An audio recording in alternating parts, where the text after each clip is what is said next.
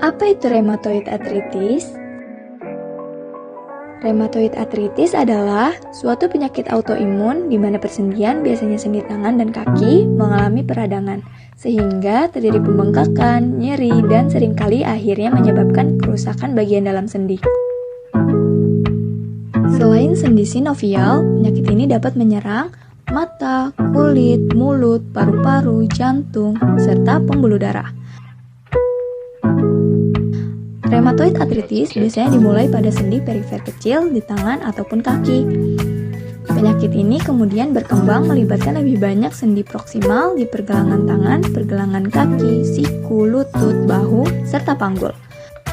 Rheumatoid arthritis diakibatkan adanya inflamasi kronik mengenai sendi-sendi sinovial seperti kemerahan, kekakuan sendi, dan pembengkakan.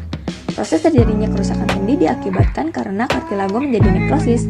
Bila kerusakan kartilago sangat luas, maka terjadi adesi di antara permukaan sendi. Karena jaringan fibrosa dan tulang bersatu, kerusakan sendi kartilago menyebabkan tendon dan ligamen menjadi lemah dan bisa menimbulkan sublokasi atau dislokasi dari persendian. Invasi dari tulang bisa menyebabkan kerusakan sendi yang dapat menimbulkan gangguan nyeri pada penderita. Tanda dan gejalanya antara lain artralgia, yaitu gejala yang hanya ditemukan pada sendi, berupa pegal linu dan tanpa gejala lainnya. Lalu, artritis atau radang pada sendi.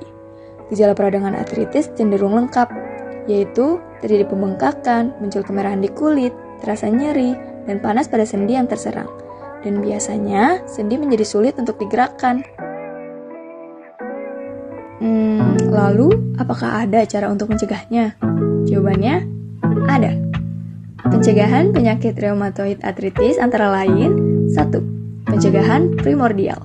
Pencegahan primordial adalah pencegahan yang dilakukan dengan cara mengurangi faktor risiko penyakit, terutama pada lingkungan sosial.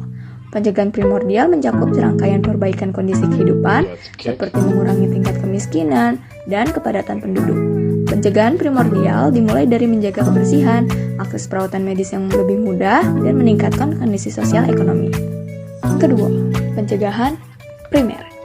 Pencegahan primer adalah upaya pencegahan yang dilakukan untuk mengidentifikasi dan mengobati infeksi awal bakteri strep A, yaitu salah satu penyebab penyakit rheumatoid arthritis. Infeksi bakteri strep A biasanya akan menyerang pada area tenggorokan dan kulit seseorang yang memiliki risiko tinggi terserang penyakit rheumatoid arthritis. Dokter biasanya akan memberikan obat antibiotik seperti golongan penisilin guna mengatasi infeksinya. Lalu yang ketiga, pencegahan sekunder. Pencegahan sekunder secara luas menggambarkan tentang kegiatan yang dilakukan untuk membantu mencegah timbulnya penyakit rheumatoid arthritis berulang. Pencegahan sekunder meliputi perawatan medis, dukungan dari keluarga, serta koordinasi antara bidang kesehatan, pendidikan, dan layanan lain untuk melakukan pengendalian sekaligus perawatan.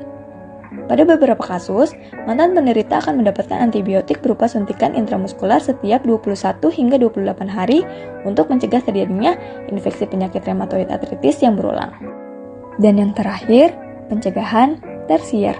Pencegahan tersier bertujuan untuk memperlambat perkembangan penyakit dan mencegah komplikasi lainnya. Pencegahan tersier dilakukan guna menunda kecatatan hingga mencegah kematian dini loh. Penderita penyakit rheumatoid arthritis kemungkinan memerlukan obat jantung, pemantauan, dan dukungan ekstra hingga operasi. Penderita pada tahap ini biasanya akan membutuhkan perawatan tersier seumur hidupnya.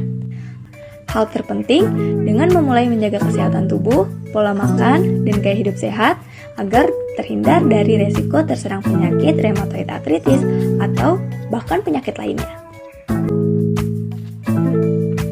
Penanganan nyeri sendi pada rheumatoid arthritis dapat dilakukan dengan pemberian kompres rai hangat. Penurunan skala intensitas nyeri dikarenakan air hangat bisa mengantarkan panas secara konduksi pada daerah sendi yang dikompres. Kemudian, ditambah dengan serai yang memiliki rasa panas dan terkandung enzim siklooksigenasi, sehingga lebih efektif untuk menurunkan intensitas nyeri pada bagian kulit yang dikompres. Saat itu, terjadi perpindahan panas di persendian yang mengalami nyeri. Kemudian, terjadi pelebaran pada pembuluh darah, sehingga meningkatkan aliran darah ke persendian, khususnya yang mengalami radang. Maka, terjadi penurunan intensitas nyeri pada jaringan yang meradang, dapat meningkatkan relaksasi dan rasa nyaman. Sehingga dengan adanya rasa nyaman, dapat menurunkan respon terhadap nyeri yang semulanya dirasakan. Terus, bagaimana cara membuat kompres serai hangatnya? Ayo ikut kita ke dapur, biar kita kasih tahu ya.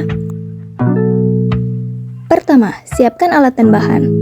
Ada panci, kompor, pisau dan talenan, handuk atau kain kecil, 1500 ml air, daun serai, juga wadah. Selanjutnya proses pembuatan. Yang pertama, cuci daun serai dengan menggunakan air yang mengalir. Jangan lupa tiriskan ya. Selanjutnya potong daun serai menggunakan pisau dengan talenan sebagai alasnya.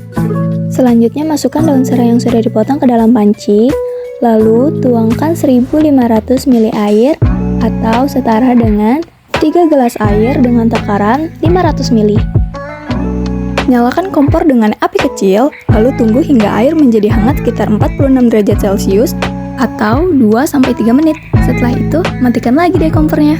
Lalu, kita dapat menuangkan rebusan daun serai hangat tadi ke dalam wadah yang sudah disiapkan. And finally, rebusan serai hangatnya sudah jadi. Kamu bisa menggunakannya sebagai kompres hangat untuk mengurangi nyeri pada sendi yang kamu alami. Semoga bermanfaat.